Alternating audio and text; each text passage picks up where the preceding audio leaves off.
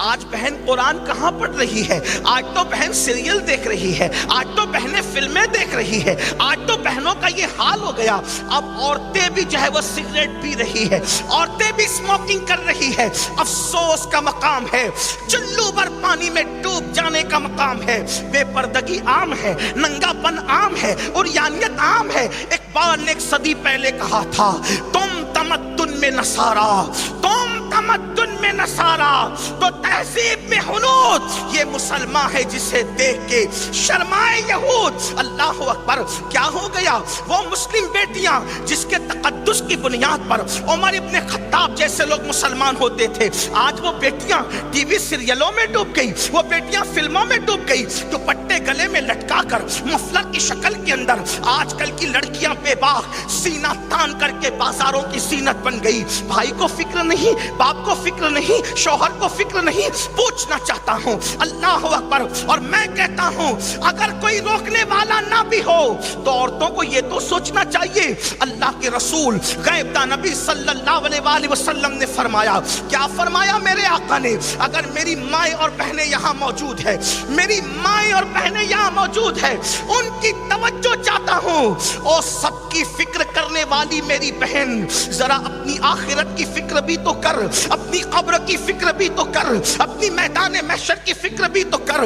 زیور، دنیا کی دولت، دنیا کا مکان، دنیا کا محل، دنیا کی کاریں، دنیا کی سواریاں، ارے ذرا دیکھو تو صحیح کون رہ گیا؟ آپ جانتے ہیں، اللہ اکبر، میں بہت پڑھا لکھا انسان تو نہیں، ایک طالب علم ہوں، ابھی بھی تعلیم کا میرا سفر جاری ہے، لیکن ایک بات آپ کو کہوں، ہم نے تاریخ میں ان عورتوں کی بھی زندگی پڑھی جن کو روزانہ ہلدی اور چندن سے غسل دیا جاتا تھا۔ اٹھا کر کے دیکھ لو بادشاہوں کی رانیوں کی تاریخ، یہی گجرات ہے تمہارا گجرات، یہاں کے گجرات کی رانیاں، وہ کسی محفل میں جاتی تھی تو ان کو بالوں بال موتی پروئے جاتے تھے، ان کے پاس سینکڑوں کنیزیں تھی، اللہ اکبر۔ لیکن میں سوال کرنا چاہتا ہوں، جن کے بالوں بال موتی پروئے جاتے تھے، سچے موتی، آج وہ موتی تو تمہیں دیکھنا بھی نصیب نہیں ہے، تم تو دیکھ بھی نہیں سکتے وہ موتی۔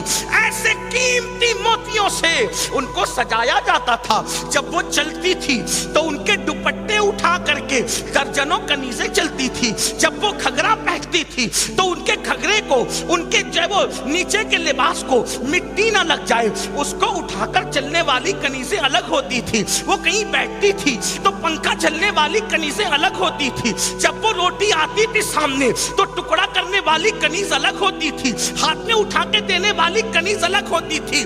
مگر سن لو، اتنی عیش میں زندگی گزارنے والی عورتیں جب موت کے منہ میں گئی تو موت کے منہ میں جانے کے بعد ان کی قبروں کا نشان مٹ گیا۔ ڈھونڈو ان کی قبروں کا نشان۔ لیکن یہ بات میں فخر کے ساتھ کہتا ہوں، جنہوں نے ہلدی چندن سے غسل کیا، بالوں بال موتی پروئے گئے، روٹی کے ٹکڑے توڑ کر کے ان کے ہاتھوں سے منہ تک پہنچائے گئے، ہاں، جب وہ جاتی تھی کسی محفل میں تو ہزاروں کنیزوں کے جمگٹے میں ان کے لیے ہزاروں شمع روشن کی جاتی تھی، محفلوں کی روشنی ہوا کرتی تھی۔ مگر آج ان کی قبروں کا نشان بھی تمہیں نہیں ملے گا، مگر ایک ایسی خاتون جس کے سر پر ایک دوپٹے میں 17 پیون تھے، ایک مہینے کا فاقہ تھا، آج بھی جمعہ کا خطیب اس وقت تک خطبہ مکمل نہیں کرتا جب تک اس فاطمہ الزہرا کا نام نہیں لے لیتا۔ نعرے تکبیر، نعرے رسالت، نعرے حیدری، نعرے تحقیق۔ کیا پتا چلا؟ عیاشیاں کرو گے تو قبروں کا نشان بھی مٹ جائے گا، اور اللہ کو راضی کرو گے تو تمہاری قبر بھی سلامت رہے گی، تمہارا ذکر بھی سلامت رہے گا۔ آج قوم کی بیٹیوں کو ہو کیا گیا؟ قوم کی بیٹیوں کو ہو کیا گیا؟